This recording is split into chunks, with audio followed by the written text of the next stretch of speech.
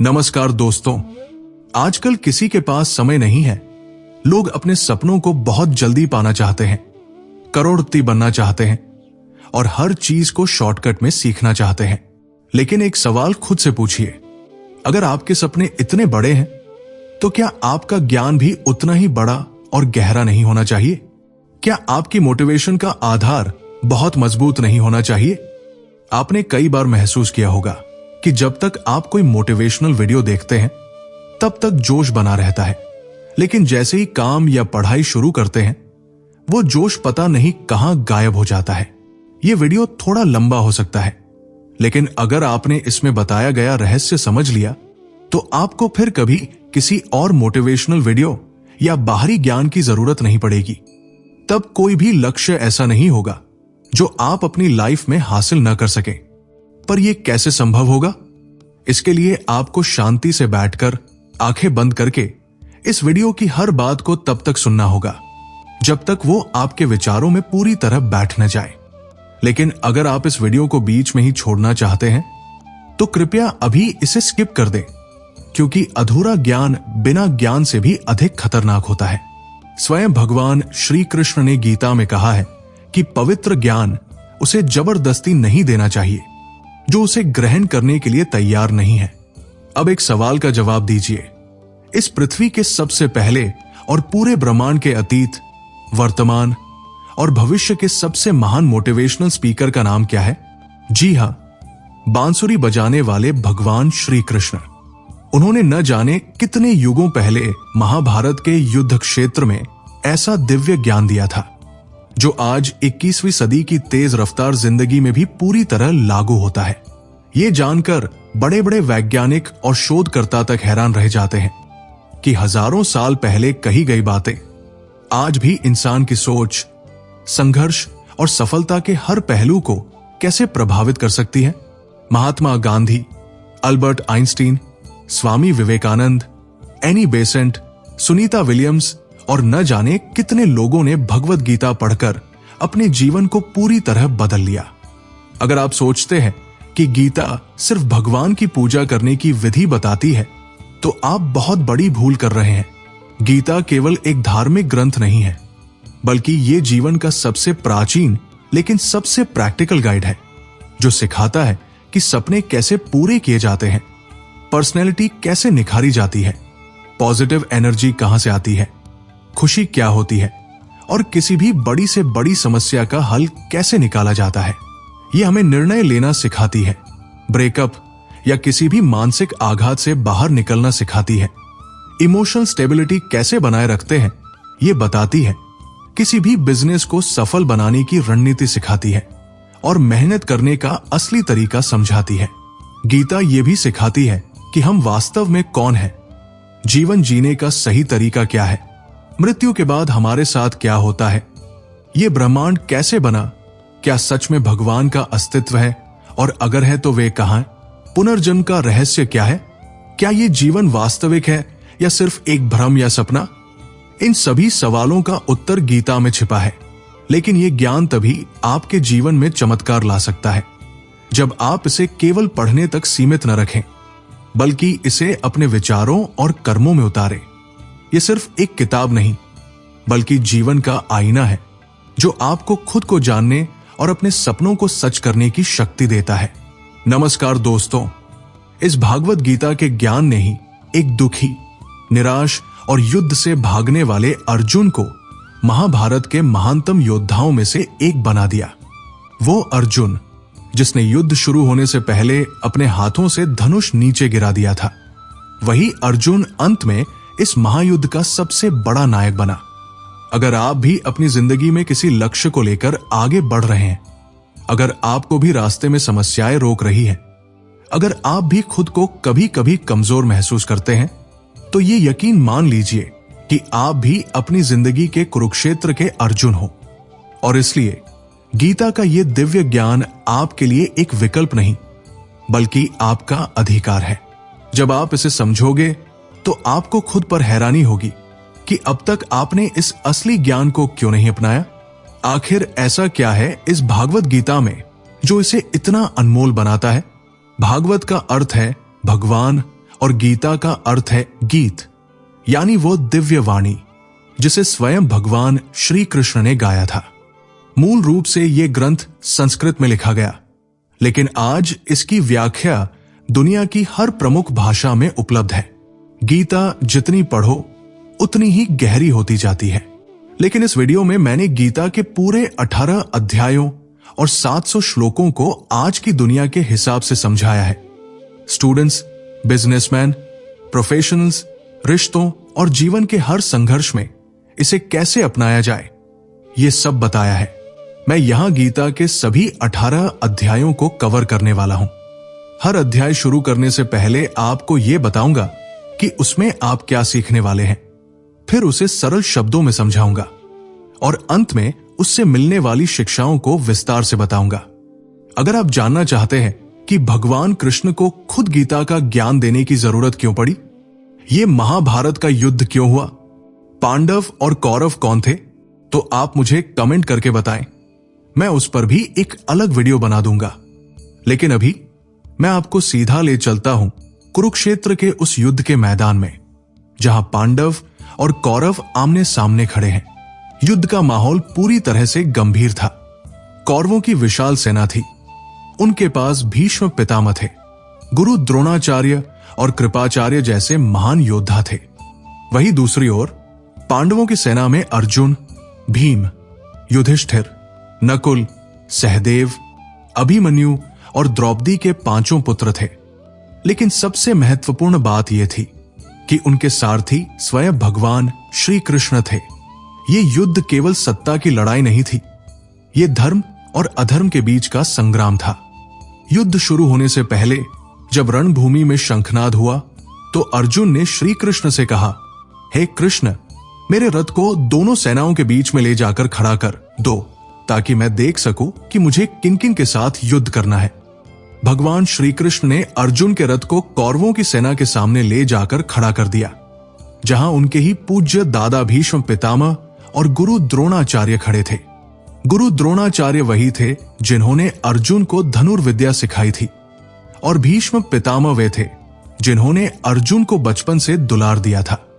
जैसे ही अर्जुन ने अपने चारों ओर देखा, उसे केवल अपने ही परिवार के लोग दिखे।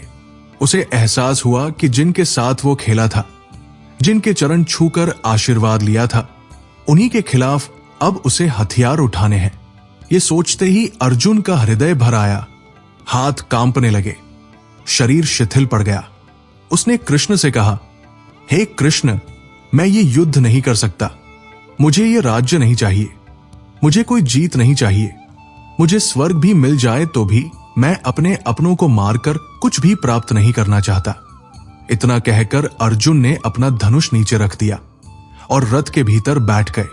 इस पहले अध्याय से हमें यह सीखने को मिलता है कि वास्तविकता हमारी सोच से बहुत अलग होती है। जब तक हम किसी स्थिति को दूर से देखते हैं, हमें वो आसान लगती है, लेकिन जब हम उसके बिल्कुल सामने खड़े होते हैं तो भावनाएं हमें कमजोर बना देती है।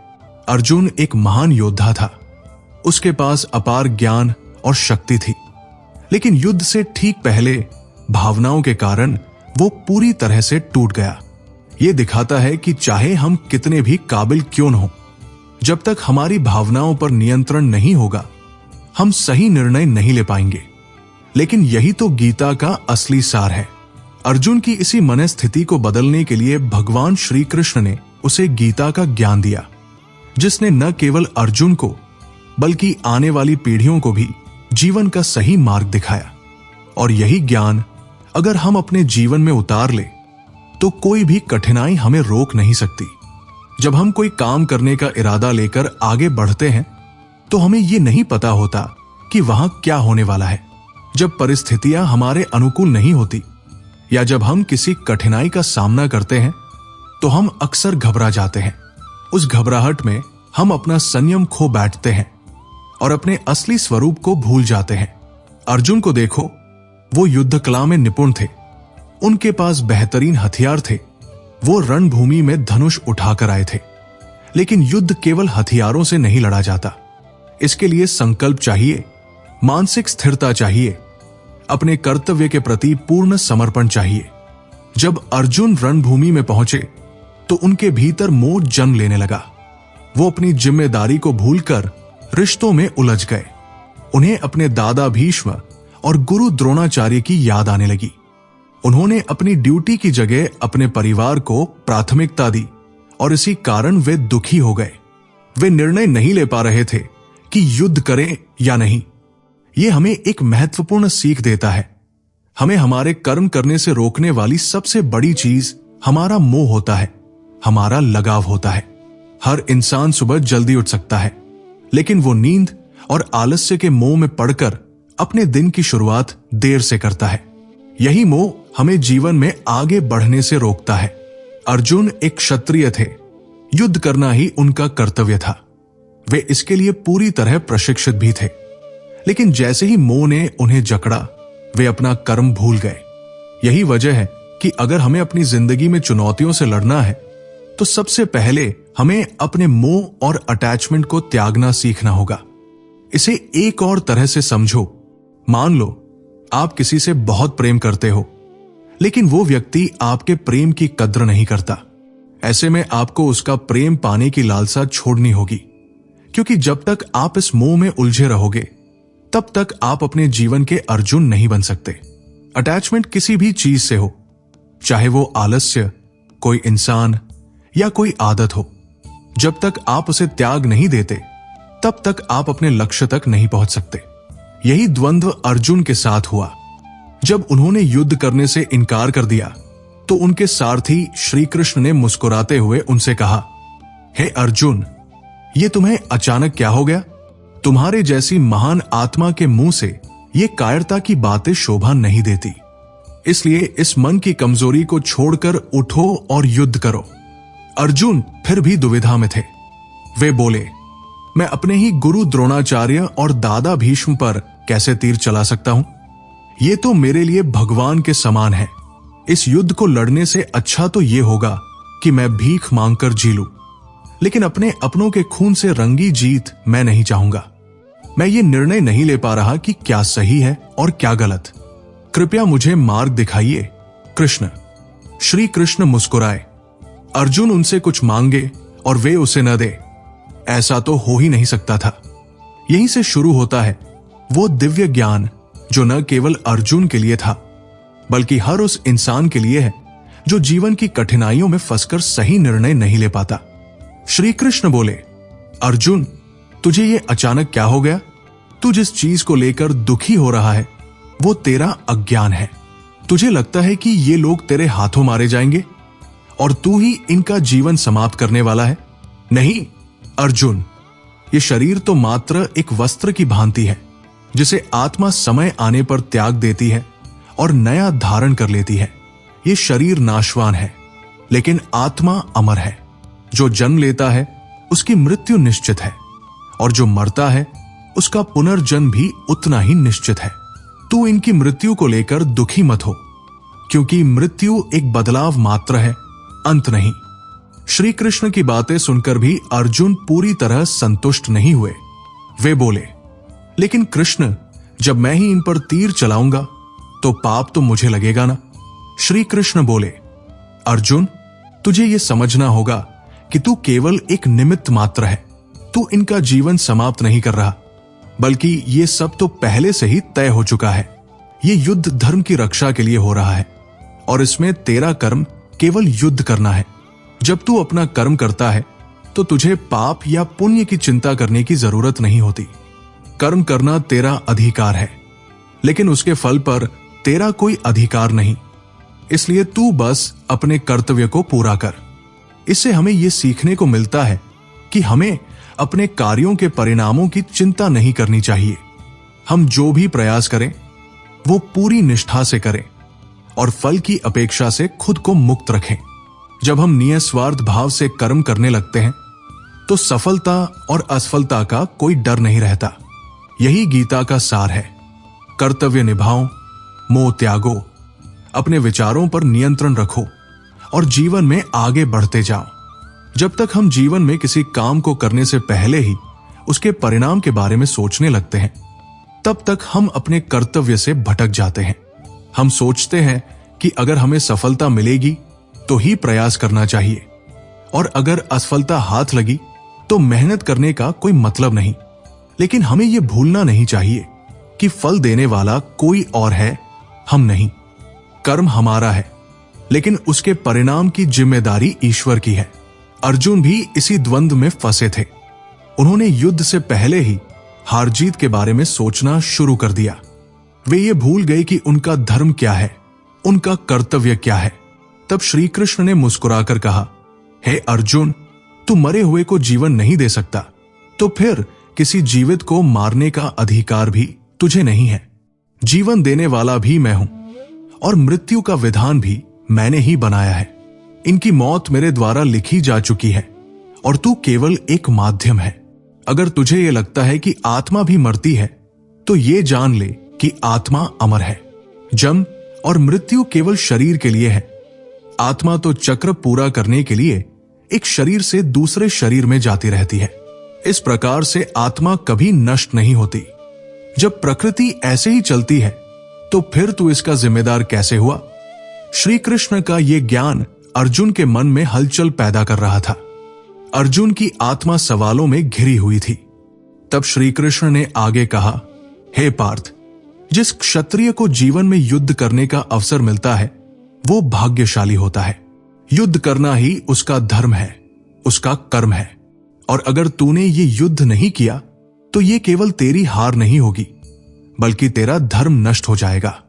लोग तेरा उपहास करेंगे, तेरी वीरता पर सवाल उठाएंगे, और अर्जुन के लिए अपमान की ये स्थिति मृत्यु से भी बदतर होगी। इसलिए तू सुख दुख, हानि लाभ, हार जीत के चक्कर में मत पड़। अपने विचारों को स्थिर कर और धनुष उठा ले, क्योंकि या तो तू युद्ध में मारा जाएगा और मेरी शरण में आ जाएगा, या फिर विजेता बनकर इस धरती पर सम्मान पाएगा। अर्जुन अब भी दुविधा में थे। वे श्री कृष्ण से बोले, हे केशव, आपने मुझे अपने विचारों को स्थिर करने और भावनाओं पर नियंत्रण रखने के लिए कहा है, लेकिन यह कैसे संभव होगा? इस पर श्री कृष्ण ने उत्तर दिया, जो व्यक्ति अपने मन की सभी इच्छाओं और कर्मों के फल के बारे में सोचना बंद कर देता है, वही स्थिर बुद्धि कहलाता है। ऐसे व्यक्ति को न बुरे समय में दुख होता है, न अच्छे समय में खुशी होती है। उसके मन में न क्रोध रहता है, न मोह, न भय, न ही कोई लालसा। वो शुभ अशुभ के चक्कर से परे होता है। जैसे कोई कछुआ अपने अंगों को समेट लेता है, वैसे ही जो व्यक्ति अपनी इच्छाओं को वश में कर लेता है, वही सच्ची शांति प्राप्त करता है। श्री कृष्ण ने आगे कहा, जब मनुष्य इच्छाओं के बारे में लगातार सोचता है, तो वे उसे आकर्षित करने लगती है। जब वे इच्छाएं उसे भाने लगती है, तो उसे उन्हें पूरा करने की लालसा होती है। अगर वे इच्छाएं पूरी न हो, तो उसे क्रोध आता है। क्रोध से उसकी बुद्धि भ्रमित हो जाती है, और जब बुद्धि भ्रमित हो जाती है, तो वो अपने कर्म और धर्म दोनों से गिर जाता है। लेकिन जो व्यक्ति इच्छाओं का गुलाम नहीं बनता, उसका अंतर्मन शांत रहता है, उसके दुख समाप्त हो जाते हैं, और जब सभी दुख समाप्त हो जाते हैं, तो उसकी बुद्धि स्थिर हो जाती है। श्री कृष्ण के इन शब्दों का अर्थ बहुत गहरा था।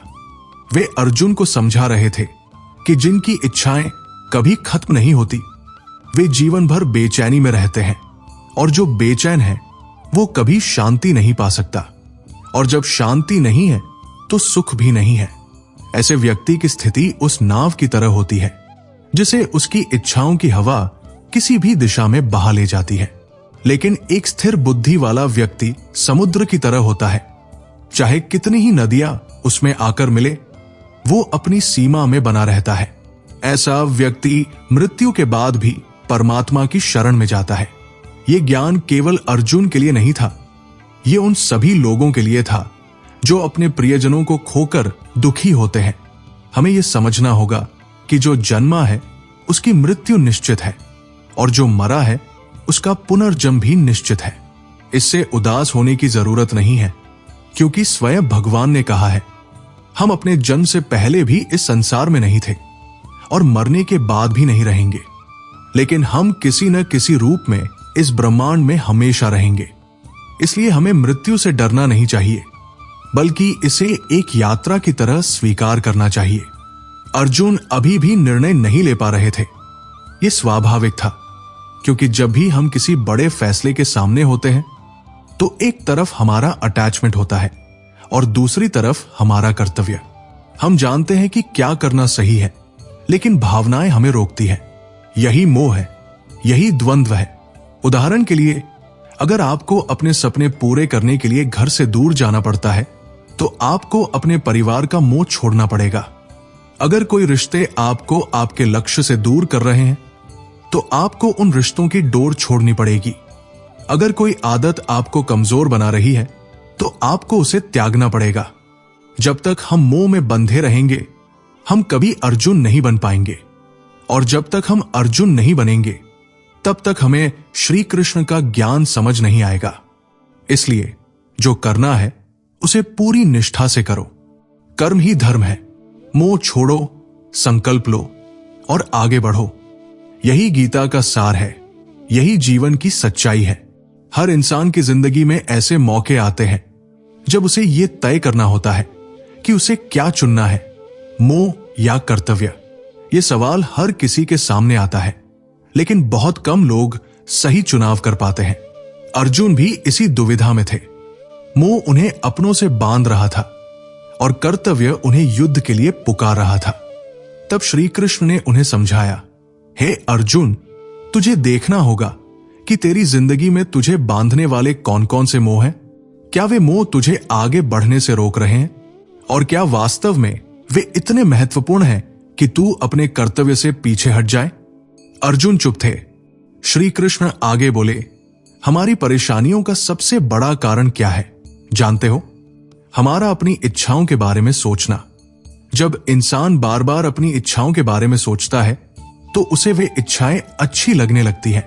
फिर वो उन्हें पूरा करने के लिए मेहनत करता है, लेकिन जब वो कोशिशें नाकाम हो जाती हैं तो उसके अंदर गुस्सा पैदा हो जाता है, और गुस्सा सबसे खतरनाक चीज है। अगर किसी ने अपने जीवन में इस गुस्से को नहीं छोड़ा तो वो कभी शांति नहीं पा सकता। हमेशा किसी न किसी उलझन में ही फंसा रहेगा, क्योंकि ये दुनिया सिर्फ उसका ही प्रतिबिंब है। अब शायद तुम्हें यह लग रहा होगा कि अगर जीवन में कोई इच्छा ही नहीं रखनी तो सफलता कैसे मिलेगी, पहचान कैसे बनेगी, नाम कैसे होगा? इस पर श्री कृष्ण कहते हैं, सबसे पहले अपने कर्म को पहचान। तेरा असली कर्तव्य क्या है?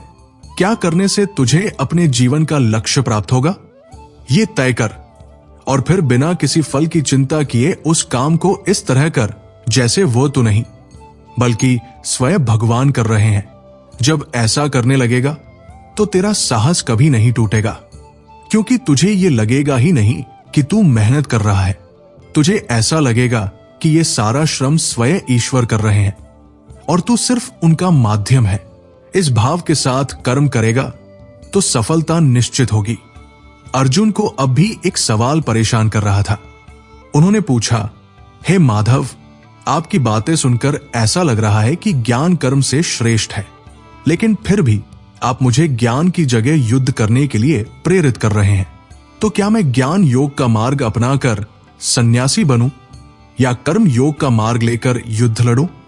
श्री कृष्ण मुस्कुराए और बोले, हे पार्थ, इस संसार में दो ही मार्ग हैं जो मनुष्य को उसके लक्ष्य तक ले जा सकते हैं। पहला है ज्ञान योग और दूसरा है कर्म योग।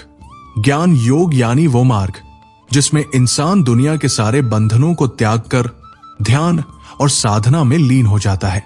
लेकिन कर्म योग यानी वो मार्ग जिसमें इंसान अपने कर्तव्य का पालन करता है बिना किसी फल की चिंता किए। और अर्जुन, तुम एक मनुष्य हो। तुम चाहकर भी अपने कर्मों को पूरी तरह नहीं छोड़ सकते। तुम सांस लेते हो, खाते हो, चलते हो, बोलते हो, ये सब भी तो कर्म है। तुम इनसे कैसे मुक्त हो सकते हो? अर्जुन ध्यान से सुन रहे थे। श्री कृष्ण आगे बोले, अगर तुम सोचते हो कि संसार से मुंह मोड़कर कर्म से मुक्त हो जाओगे तो ये तुम्हारी भूल है, क्योंकि जब तक तुम इस शरीर में हो कर्म तो होगा ही, और जब कर्म होना ही है तो उसे इस तरह करो कि तुम्हें उसमें कोई मोह न रहे। कर्म करो, लेकिन उसे करने का अहंकार मत रखो। ऐसा मानो कि तुम्हारा शरीर एक माध्यम भर है और ये सब कुछ प्रकृति कर रही है। अर्जुन अब भी संशय में थे। श्री कृष्ण ने अपनी बात और स्पष्ट की, अगर तुम अपने कर्म के कर्ता स्वयं को मानोगे तो तुम्हें उसका फल भी स्वयं ही भोगना पड़ेगा। लेकिन अगर तुम अपने कर्म को भगवान को समर्पित कर दोगे तो मैं तुम्हारा कर्ता बनूंगा, और जब मैं तुम्हारा कर्ता बनूंगा तो तुम्हें बिना मांगे ही वो सब मिल जाएगा जिसकी तुम्हें जरूरत होगी, सुख, ऐश्वर्य, सम्मान और विजय। क्योंकि जो अपने कर्म को भगवान को सौंप देता है उसकी रक्षा स्वयं भगवान करते हैं। अर्जुन अब समझ चुके थे कि मोह से मुक्त होकर कर्म करना ही सच्चा धर्म है। कर्म ही जीवन का आधार है। जब तक हम कर्म करते हैं हम इस संसार में अपने अस्तित्व को बनाए रखते हैं, लेकिन जब हम कर्म करने से डरने लगते हैं, मोह में फंस जाते हैं, तो हमारी आत्मा भी कमजोर हो जाती है। इसलिए श्री कृष्ण ने केवल अर्जुन को नहीं बल्कि पूरे संसार को यह संदेश दिया, कर्म ही धर्म है और कर्म से ही तेरा उद्धार होगा। हर इंसान चाहता है कि उसे बिना मेहनत किए ही सुख सुविधाएं और ऐश्वर्य मिल जाए, लेकिन श्री कृष्ण स्पष्ट रूप से कहते हैं कि ऐसा हुआ तो वो व्यक्ति एक चोर कहलाएगा और कभी परमात्मा तक नहीं पहुंच पाएगा। जीवन का असली उद्देश्य केवल आराम और विलासिता में लीन रहना नहीं है, बल्कि कर्म के मार्ग पर चलकर अपने धर्म का पालन करना है। महान लोग भोजन इसलिए नहीं करते कि वे खाने के लिए जी रहे हैं, बल्कि वे इसलिए खाते हैं ताकि जीकर अपने कर्तव्यों को निभा सके। इसी तरह तुम्हें भी अपने कार्यों को केवल परिणाम के लिए नहीं बल्कि समग्र कल्याण के लिए करना चाहिए। श्री कृष्ण अर्जुन को समझाते हैं कि वो मनुष्यों में सबसे श्रेष्ठ है और जैसा वो करेगा वैसा ही आगे आने वाली पीढ़ियां भी करेंगी। यही कारण है कि वो उसे अपने धर्म का पालन करने के लिए प्रेरित कर रहे हैं। वो कहते हैं, अर्जुन तुम मुझको देखो, मैं स्वयं भगवान हूं, मुझे किसी कर्म को करने की कोई आवश्यकता नहीं है, फिर भी मैं कर्म करता हूं, क्योंकि यदि मैं कुछ न करूं तो मनुष्य भी कर्म करना छोड़ देगा और सृष्टि का संतुलन बिगड़ जाएगा। इसलिए चाहे कोई तुम्हारा साथ दे या नहीं, चाहे लोग तुम्हारी आलोचना करें या सराहना, तुम्हें बिना रुके, बिना विचलित हुए बस अपना कर्म करते जाना है। क्योंकि जो व्यक्ति सोचता है कि वो स्वयं कर्म कर रहा है, उससे बड़ा मूर्ख और दुखी इस संसार में कोई नहीं। ज्ञानी लोग ऐसे अज्ञानी व्यक्तियों से बहस नहीं करते, उन्हें बदलने की कोशिश नहीं करते, बल्कि अपने कर्मों से उन्हें रास्ता दिखाते हैं। श्री कृष्ण आगे समझाते हैं कि प्रत्येक व्यक्ति को अपने धर्म और कर्म का पालन करना चाहिए, चाहे उसमें कितनी भी कठिनाइयां क्यों ना आए। किसी और के धर्म और कर्म को अपनाने से बेहतर है कि अपने धर्म और कर्म का पालन करते हुए संघर्ष किया जाए, क्योंकि यही वास्तविक कर्तव्य है। अर्जुन के मन में फिर भी एक प्रश्न उठता है, यदि मनुष्य स्वयं भगवान का अंश है तो वो गलतियां क्यों करता है? वो बुरे कर्मों की ओर क्यों आकर्षित होता है? भगवान श्री कृष्ण उत्तर देते हैं, मनुष्य का शरीर भोगविलास की ओर झुकता है क्योंकि उसकी प्रकृति ऐसी ही है। जब उसकी इच्छाएं पूरी नहीं होती तो उसे क्रोध आता है, और जिस तरह धुएं के कारण अग्नि दिखाई नहीं देती, उसी तरह काम और क्रोध के कारण मनुष्य को अपने धर्म, कर्म और परमात्मा का बोध नहीं होता। इसी मोह और क्रोध के प्रभाव में आकर मनुष्य अपनी इंद्रियों पर नियंत्रण खो देता है और अनजाने में बुरे कर्म कर बैठता है। अर्जुन, हमेशा याद रखना कि इस शरीर से अधिक शक्तिशाली इसकी इंद्रियां हैं, इंद्रियों से अधिक शक्तिशाली मन है, मन से अधिक शक्तिशाली बुद्धि है और बुद्धि से भी अधिक शक्तिशाली आत्मा है। इसलिए यदि तू अपनी आत्मा को पहचान ले और उससे अपनी बुद्धि को नियंत्रित कर, फिर बुद्धि से अपने मन को वश में कर और मन से अपनी इंद्रियों को नियंत्रित कर ले, तो तू किसी भी बुरी आदत, किसी भी मोह, किसी भी बंधन से मुक्त हो सकता है। यही आत्मसंयम और आत्म जागृति का मार्ग है। अब अगर इन विचारों को हम आज की जिंदगी से जोड़कर देखें तो पाएंगे कि इस दुनिया में परिणाम केवल दो ही चीजों से आते हैं, ज्ञान और कर्म। ज्ञान यानी कि सही दिशा में सोचने और समझने की शक्ति, और कर्म यानी कि उस समझ के अनुसार सही कार्य करने की क्षमता। लेकिन इन दोनों का संतुलन बनाए रखना ही सबसे बड़ी चुनौती होती है। कई लोग केवल ज्ञान प्राप्त करने में लगे रहते हैं, लेकिन उसे अपने जीवन में उतारते नहीं।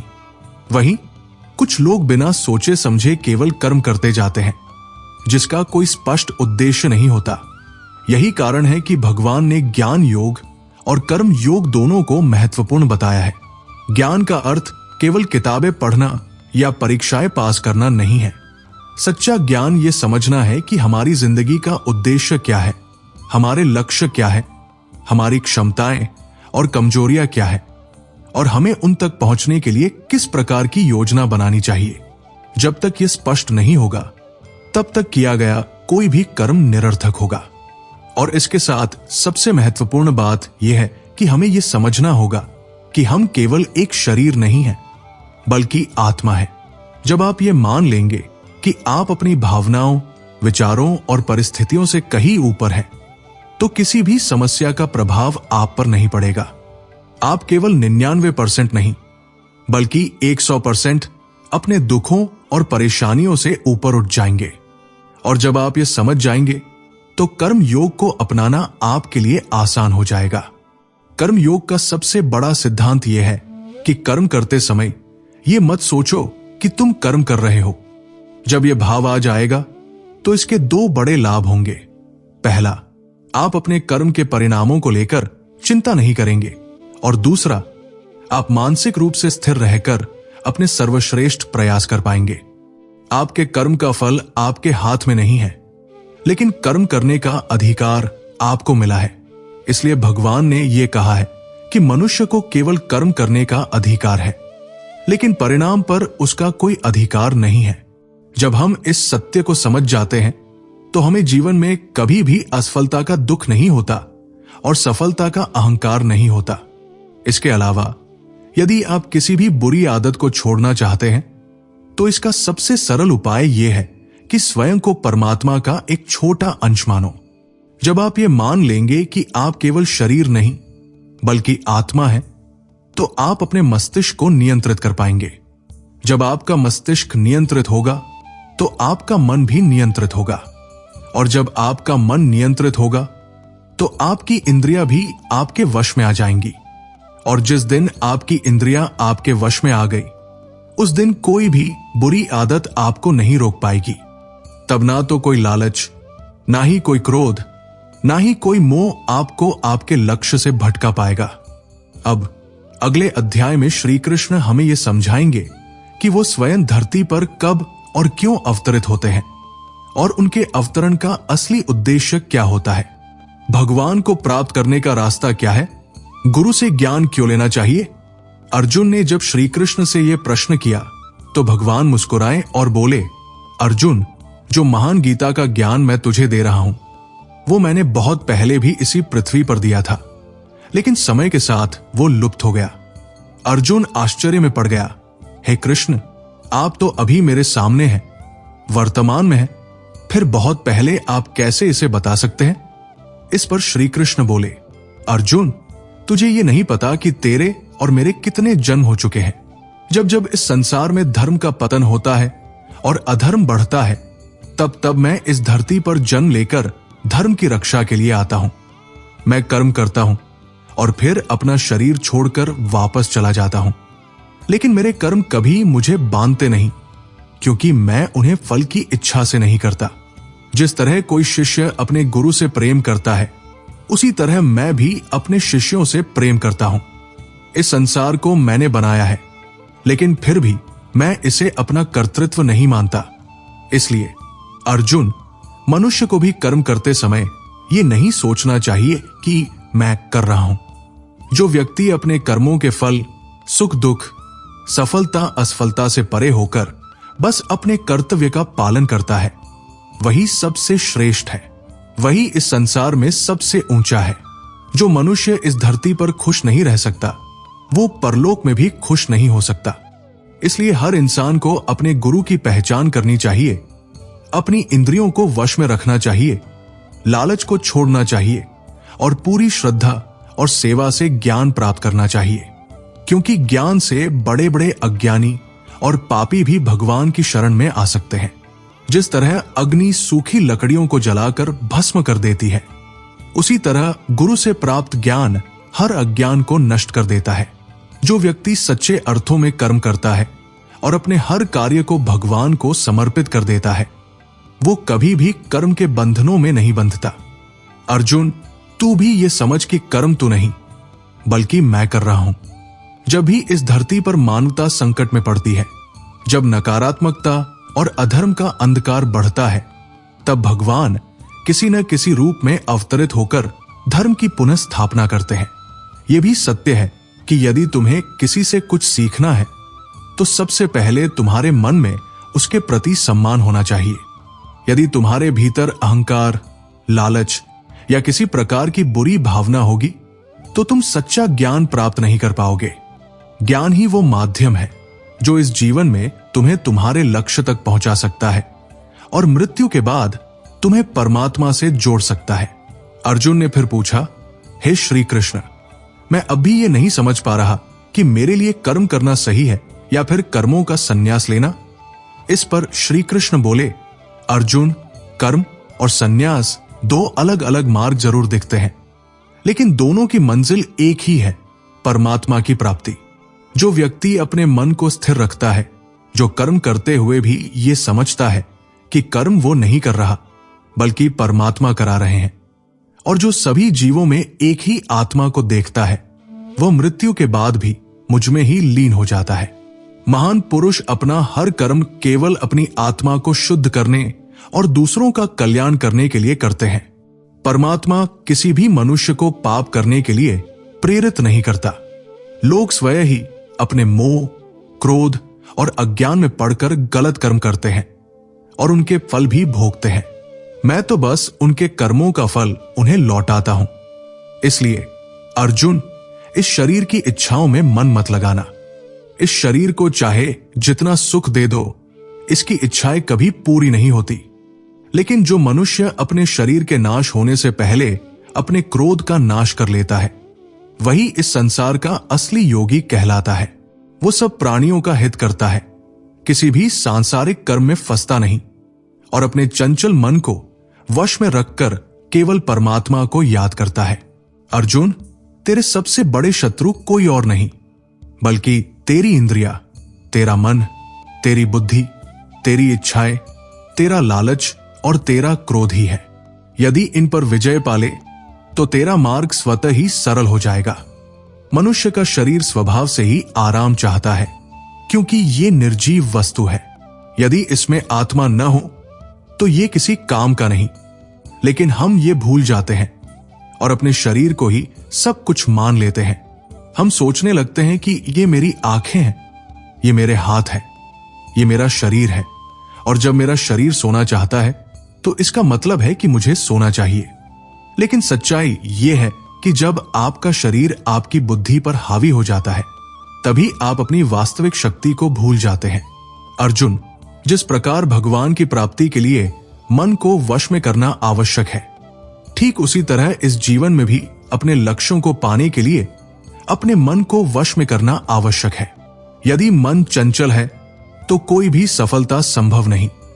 अर्जुन ने फिर पूछा, हे कृष्ण, यदि कोई व्यक्ति अपने पूरे जीवन में बहुत परिश्रम करे लेकिन मृत्यु से पहले वो अपने लक्ष्य को प्राप्त न कर पाए तो उसका क्या होगा? इस पर श्री कृष्ण बोले, अर्जुन, जो व्यक्ति केवल सांसारिक कर्मों का त्याग करता है वो सच्चा योगी नहीं होता। सच्चा योगी वो है जो कर्म करता हुआ भी उनके फल का लालच नहीं रखता। जो व्यक्ति अपने मन को वश में कर लेता है उसके लिए संसार में कुछ भी असंभव नहीं होता। लेकिन जिसका मन चंचल है वो संसार में कुछ भी नहीं पा सकता। हमारा मन हमारा मित्र बन सकता है यदि हम उसे नियंत्रित करना सीख लें, लेकिन यदि हम अपने मन के गुलाम बन जाएं, तो वही मन हमारा सबसे बड़ा शत्रु बन जाता है। इसलिए अर्जुन, जो भी करना है उसे अपने मन को स्थिर करके करना सीख। अपने कर्मों को भगवान को समर्पित कर और ये विश्वास रख कि सब कुछ वही कर रहे हैं। जब ये भाव भीतर आ जाएगा तो तेरा हर कार्य सफलता की ओर जाएगा और तुझे अपने वास्तविक स्वरूप का ज्ञान होगा। यही वो मार्ग है जो इंसान को उसकी मंजिल तक पहुंचाता है, जो उसे भगवान से मिलाता है और जो उसे संसार के सभी दुखों से ऊपर उठा देता है। जो व्यक्ति अपने मन और इस संसार की किसी भी वस्तु, विचार या वासना से मोहित नहीं होता, जो मित्र और शत्रु, महात्मा और पापी सभी जीव जंतुओं के प्रति समान दया भाव रखता है, वही सच्चा योगी होता है। अर्जुन, जब किसी में ऐसा योगी भाव आने लगे तो उसे बिना किसी आशा, बिना किसी भय के अपने मन को मित्र बनाकर मेरा ध्यान करना चाहिए। ऐसा योगी अपने भोजन और नींद को भी उतना ही रखता है जितना आवश्यक हो। वो अपने वचनों पर उसी तरह स्थिर रहता है जैसे एक शांत और रुकी हुई हवा में दीपक की लौ स्थिर रहती है। जब भी उसका मन भटकता है तो वो उसे तुरंत नियंत्रित करके फिर से ध्यान में केंद्रित कर देता है। और जब कोई योगी इस गहरी ध्यान अवस्था में पहुंच जाता है तो फिर संसार का कोई भी दुख उसे उसकी स्थिति से गिरा नहीं सकता। अर्जुन ने कहा, हे कृष्ण, ये मन बहुत चंचल और हठीला है। इसे एक जगह स्थिर करना तो वैसा ही है जैसे हवा को मुट्ठी में बंद करना। ये असंभव लगता है। श्री कृष्ण मुस्कुराए और बोले, हां अर्जुन, ये सत्य है कि मन को वश में करना अत्यंत कठिन है, लेकिन यह भी सत्य है कि बार बार योगाभ्यास करने से, आत्मविश्वास के साथ प्रयास करने से असंभव भी संभव हो जाता है। अर्जुन ने फिर पूछा, हे कृष्ण, यदि कोई योगी पूरी निष्ठा से ध्यान करता रहे लेकिन जीवन के अंतिम समय में उसका मन विचलित हो जाए तो क्या उसकी पूरी मेहनत व्यर्थ चली जाएगी? श्री कृष्ण बोले, नहीं अर्जुन, हर आत्मा को परमात्मा तक पहुंचने का अधिकार है। यदि किसी कारणवश कोई योगी अपने ध्यान से हट भी जाए तो भी उसकी साधना नष्ट नहीं होती। वह पुण्य आत्माओं के लोक में वर्षों तक सुख भोगता है और फिर पुनः किसी पुण्यात्मा के घर जन्म लेकर अपने अधूरे योग की यात्रा वहीं से शुरू करता है जहां उसने पिछले जन्म में छोड़ा था। उसका प्रयास कभी व्यर्थ नहीं जाता। लेकिन जो व्यक्ति निरंतर अभ्यास करता है वो इसी जन्म में अपने जीवन मरण के चक्र से मुक्त होकर परमात्मा में विलीन हो जाता है। एक सच्चा योगी तपस्वियों और विद्वानों से भी श्रेष्ठ होता है। इसलिए अर्जुन, तू भी एक योगी बन, क्योंकि जो योगियों में भी श्रेष्ठ होता है वो मेरा भी परम प्रिय होता है। हर इंसान जिसकी आंखों में कुछ बड़ा करने का सपना है, उसे अर्जुन की तरह ही एक योगी बनना चाहिए। योगी वह है जो पूरी तरह से भावनात्मक रूप से संतुलित रहता है, किसी भी परिस्थिति में विचलित नहीं होता, न दूसरों की बातों को दिल पर लेता है और न ही अपने लक्ष्य से भटकता है। वो सिर्फ अपने लक्ष्य को पूरा करने के लिए पूरी निष्ठा से मेहनत करता है, लेकिन जीवन का कोई भरोसा नहीं।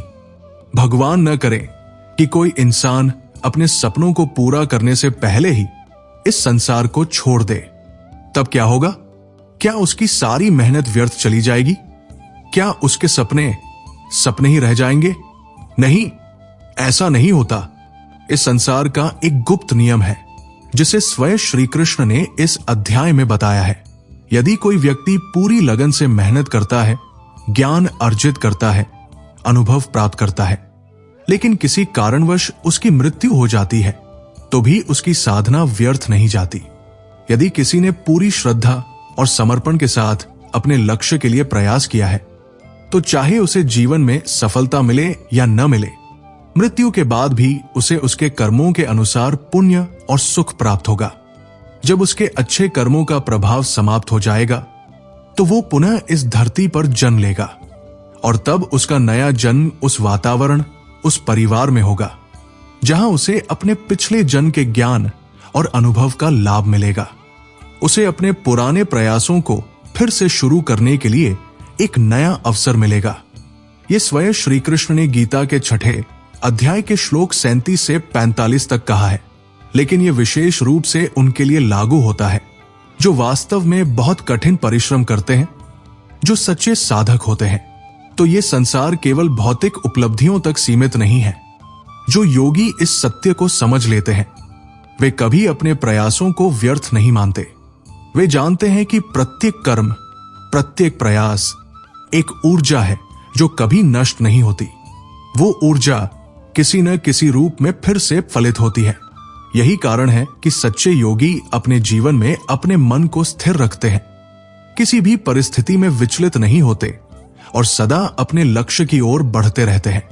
ये ज्ञान केवल गीता के शब्द नहीं, बल्कि जीवन का गहरा सत्य है। जब भी मन विचलित हो, जब भी मन भटके, तब स्वयं से एक प्रश्न पूछना, क्या मैं वास्तव में एक योगी हूं? क्या मैं अपने लक्ष्य की ओर बढ़ रहा हूं? क्या मेरा मन मेरे नियंत्रण में है?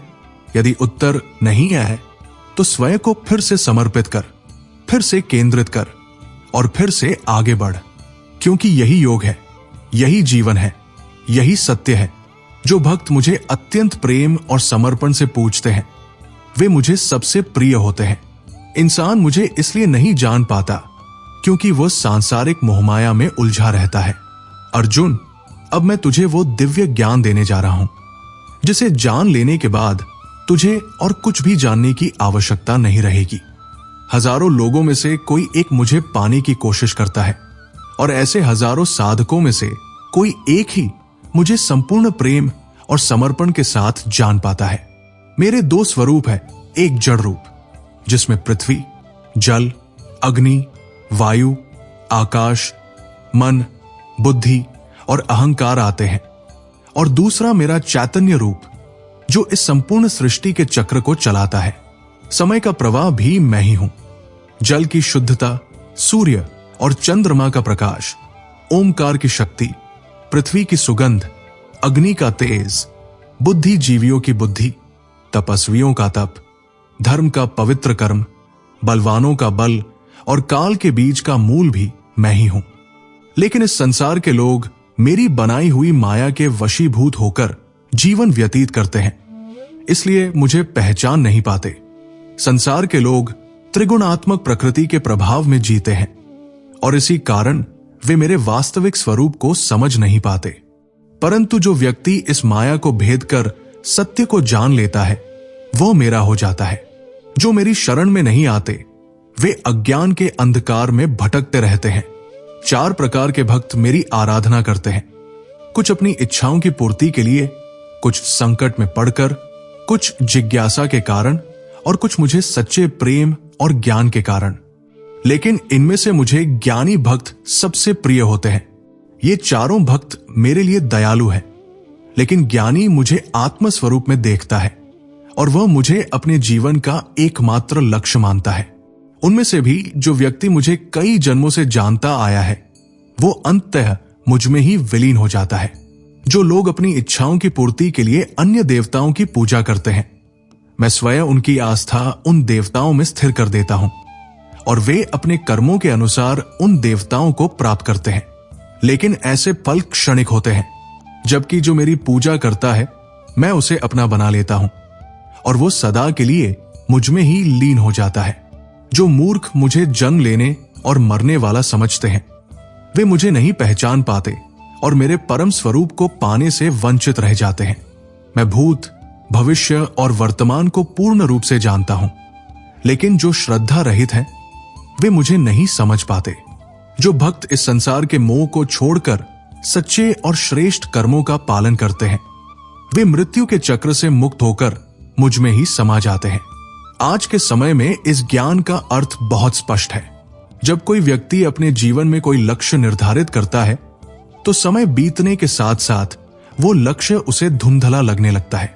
वो डिस्ट्रैक्शंस में उलझ जाता है और सोचने लगता है कि लक्ष्य, मेहनत सब व्यर्थ है, जीवन का आनंद लो, कल का क्या भरोसा। ऐसे लोगों को श्री कृष्ण ने गीता में मूर्ख कहा है।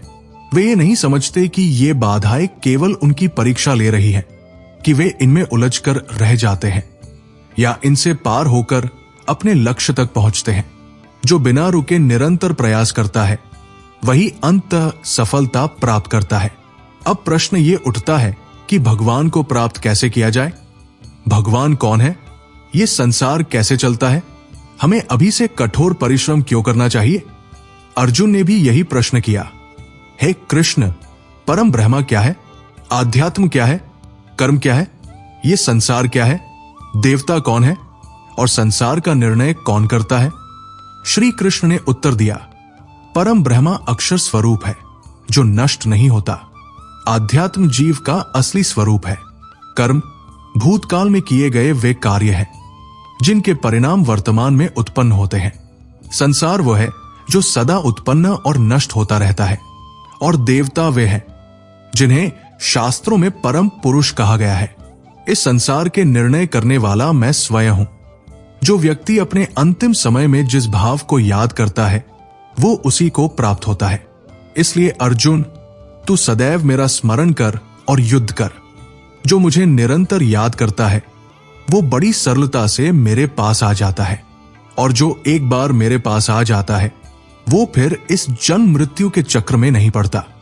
ब्रह्मा का एक दिन 1000 युगों का होता है, और उसकी एक रात भी इतनी ही लंबी होती है। जब ब्रह्मा का दिन आरंभ होता है तो सारा संसार पुनः प्रकट होता है, और जब रात आती है तो सब कुछ उसमें विलीन हो जाता है। ये चक्र अनंत काल तक चलता रहता है, लेकिन जो मेरे भक्त होते हैं वे इस चक्र से शीघ्र ही मुक्त हो जाते हैं और मुझ में समा जाते हैं। यही जीवन का सबसे बड़ा सत्य है। जो व्यक्ति इस ज्ञान को समझ लेता है वो जान जाता है कि सफलता, भक्ति और मोक्ष का रहस्य क्या है। सच्ची भक्ति केवल दिखावे की पूजा में नहीं, बल्कि अपने लक्ष्य के प्रति पूरी निष्ठा और समर्पण में है। केवल वही व्यक्ति मुझे प्राप्त कर सकता है जो बिना विचलित हुए, बिना भटके निरंतर मेरी ओर बढ़ता रहता है। यही गीता का संदेश है, यही जीवन का सार है। अर्जुन, अब मैं तुम्हें वह 2 रास्ते बताऊंगा जिनसे होते हुए ही लोग या तो परम गति को प्राप्त होते हैं या फिर इस संसार में वापस आते हैं।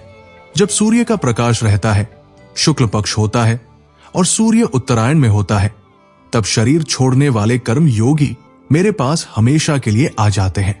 जब रात्रि होती है, कृष्ण पक्ष होता है और सूर्य दक्षिणायन में होता है, उस वक्त पर कर्म योगी शरीर त्याग कर परलोक में बहुत समय तक तरह तरह के आनंद सुख भोग करके वापस जन्म लेते हैं। केवल एक योगी ही इस रहस्य को जानकर सब कर्मों के फलों का मोह छोड़कर परम ब्रह्मा को प्राप्त होता है। दोस्तों, इस अध्याय का आप आजकल की जीवन शैली के लिए इस तरह से अर्थ निकाल सकते हो कि कोई भी वह मंजिल जिस पर आप हमेशा के लिए अपना नाम दुनिया के सामने लिखना चाहते हो, उसके लिए आपको बहुत परिश्रम करना पड़ेगा।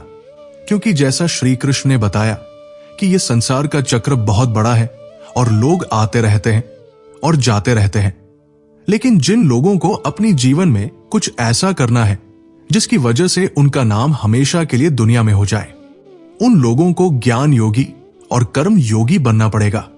ब्रह्मा का जो एक दिन है उसका अर्थ यह है कि यह ब्रह्मांड बहुत पहले से अस्तित्व में है और बहुत आगे तक रहेगा, और इंसान का जीवन उस ब्रह्मांड के सामने बहुत ही छोटा है। इसलिए ऐसा ना हो कि आप जीवन में केवल सपने ही संजोते रह जाएं और ब्रह्मा जी की संध्या हो जाए। श्री कृष्ण बोले, हे अर्जुन, अब मैं तुझे बहुत ही गुप्त और बड़ा ज्ञान देने वाला हूं। वो मनुष्य जो मुझ में श्रद्धा नहीं रखते, वे इस संसार में बार बार दुख भोगने के लिए आते और जाते रहते हैं। मैं ही इस संसार को बार बार बनाता हूं और मिटाता हूं। मैं ही मनुष्यों को उनके कर्मों के अनुसार फल देता हूं, पुनर्जन्म प्रदान करता हूं। लेकिन मुझे मेरे कर्मों का न तो मोह है और न ही अहंकार। मैं ये सब करते हुए भी कर्म के बंधन में नहीं बंधता। सब कुछ करके भी मैं ये नहीं मानता कि मैं कुछ कर रहा हूं। मेरी माया में फंसने वाले और मुझे न समझने वाले मूर्ख लोग बेकार की आशाओं में पड़े हुए और निरर्थक कर्मों में उलझे हुए सदा इस संसार में भटकते रहते हैं। जो वेदों को पढ़कर स्वर्ग प्राप्ति के लिए मेरी पूजा करते हैं, वे इंद्र के स्वर्ग में जाकर सुखों का भोग करते हैं, लेकिन उनके स्वर्ग के सुख केवल तब तक ही रहते हैं जब तक उनके पुण्य समाप्त नहीं हो जाते। जब उनके पुण्य समाप्त हो जाते हैं तो उन्हें वापस पृथ्वी पर जन्म लेना पड़ता है। किंतु जो मुझे ही परमेश्वर मानकर अपने कर्मों के फल को त्याग कर निरंतर प्रेम और भक्ति करते हैं, मैं उनकी न केवल सभी आवश्यकताएं पूरी करता हूं, बल्कि उन्हें सदा के लिए अपनी शरण में भी ले लेता हूं। देवताओं की पूजा करने वाले देवताओं को प्राप्त होते हैं, पितरों की पूजा करने वाले पितरों को प्राप्त होते हैं, भूत प्रेतों की पूजा करने वाले भूत प्रेतों को प्राप्त होते हैं, और जो मुझे मानते हैं वे सदा मेरे ही पास आते हैं। देवताओं, पितरों और भूतों की पूजा करने वालों का ज्ञान सीमित होता है, इसलिए उन्हें बार बार इस मृत्यु लोक में आना पड़ता है। इसलिए अर्जुन, यदि तू कुछ खाए, दान करे, तपस्या करे या कोई भी कर्म करे तो उसे मुझ में ही अर्पण करके कर। इस प्रकार तू मुझे ही प्राप्त करेगा। मेरे लिए सभी समान है, प्रिय और अप्रिय में कोई भेद नहीं है। यहां तक कि यदि कोई बहुत बड़ा दुराचारी भी हो, चाहे वह स्त्री हो, पुरुष हो, राजा हो या भिखारी हो, वो भी यदि मुझ में आसक्त होकर मेरी भक्ति करता है तो इस भवसागर से तर सकता है। इसलिए यदि तू भी मुझ में समर्पित रहेगा तो मुझे ही प्राप्त करेगा। दोस्तों, जैसा कि श्री कृष्ण ने कहा कि जो जिसकी पूजा करता है मैं उसे उसी से जोड़ देता हूं, इस बात का बहुत गहरा अर्थ है। हम जिस तरह के लोगों के साथ समय बिताते हैं, समय के साथ हमारे विचारों पर भी उनका प्रभाव पड़ता है। इसलिए हमें नकारात्मक सोच वाले लोगों से दूर रहना चाहिए और सकारात्मक सोच वाले लोगों की संगति करनी चाहिए, जिनकी जिंदगी में कुछ करने का एक स्पष्ट लक्ष्य है। ऐसे लोगों का सम्मान करना चाहिए, क्योंकि आज भले ही वे कुछ न हो, लेकिन जैसा भगवान ने कहा, जैसी भावना वैसा नतीजा। तो सही मार्ग पर चलने वाले व्यक्ति एक दिन निश्चित रूप से अपनी मंजिल तक पहुंच ही जाते हैं। श्री कृष्ण आगे बोले, अर्जुन, अब मैं तुझे अपनी महिमा के विषय में बताऊंगा। क्या भगवान का कोई रूप है? भगवान कहाँ और किस किस रूप में रहते हैं? तुमने बहुत बार सुना होगा कि भगवान ऐसे हैं, वैसे हैं, यहां, वहां है, हर जगह है। लेकिन इसे मैं तुझे विस्तार से समझाऊंगा। मैं ये भी बताऊंगा कि क्या इंसान के लिए भगवान को पूरी तरह से जानना संभव है। श्री कृष्ण बोले, अर्जुन, तू मेरा सच्चा मित्र है और मुझसे प्रेम करता है, इसलिए अब मैं तुझे मेरे बारे में बताता हूं। मेरे जन्म को कोई नहीं जानता, लेकिन जो ये जानता है कि मैं कभी जन्म नहीं लेता और कभी नहीं मरता, वही सबसे बड़ा ज्ञानी है। ज्ञान और मूर्खता, सत्य और झूठ, सुख और दुख, मन और बुद्धि, रचना और नाश, कीर्ति और अपमान सहित सभी भाव वास्तव में मैं ही तो हूं। इस संसार में जहां जहां जिसकी भी पूजा होती है, वो वास्तव में मैं ही हूं। जो लोग मुझ में मन और प्राणों को अर्पण करते हैं, उनके ज्ञान के अंधकार को मैं ही ज्ञान के उजाले से रोशन करता हूं। इस पर अर्जुन बोले, हे कृष्ण, आपने जो अभी तक खुद के बारे में बताया है, उन सब बातों को मैंने मान लिया है, लेकिन आपकी बातें मेरा और ज्यादा मन मोह रही है। हालांकि आप ही खुद को पूरी तरह से जानते हैं, लेकिन फिर भी मैं आपको किस तरह से मानूं और आपकी शक्तियों तथा महिमाओं के बारे में भी बताइए। इस पर श्री कृष्ण बोले, अर्जुन, वैसे तो मेरे विस्तार का कोई अंत नहीं है, लेकिन फिर भी मेरी जो भी जानकारी तेरे लिए जानना जरूरी है, उसे मैं तुझे बताऊंगा। अर्जुन, सभी समय मुझसे ही बने हैं। भूत, वर्तमान और भविष्य भी मैं ही हूं। मैं ही विष्णु, सूर्य और चंद्रमा हूं। वेदों में सामवेद, देवों में इंद्र और इंद्रियों में मन, जीवों में आत्मा, पर्वतों में सुमेरु, रुद्रों में शंकर, वस्तुओं में अग्नि और धन दौलत में कुबेर भी मैं ही हूं। जल में समुद्र, ग्रहों में बृहस्पति, अड़े रहने वालों में पहाड़, देवर्षियों में नारद, पेड़ों में पीपल, हाथियों में ऐरावत, मनुष्यों में राजा, गायों में कामधेनु, सर्पों में सर्पराज, नागों में शेषनाग, राजाओं में यमराज, गणनाओं में गणित, पक्षियों में गरुड़, योद्धाओं में श्रीराम, समुद्र में मगरमच्छ, नदियों में गंगा, विधाओं में ब्रह्मा विद्या, विवादों का निर्णय, अक्षरों में ओम, कालों का महाकाल, मंत्रों में गायत्री, महीनों में मार्गशीर्ष और ऋतुओं में बसंत भी केवल मैं ही हूं। छलों में जुआ, जीतने वालों की विजय, निश्चय करने वालों का निश्चय और भक्त पुरुषों की भक्ति भी मैं ही हूं। वृष्णि वंशियों में कृष्ण यानी कि स्वयं मैं, पांडवों में अर्जुन यानी कि तू, मुनियों में वेदव्यास और कवियों में शुक्राचार्य भी मैं ही हूं।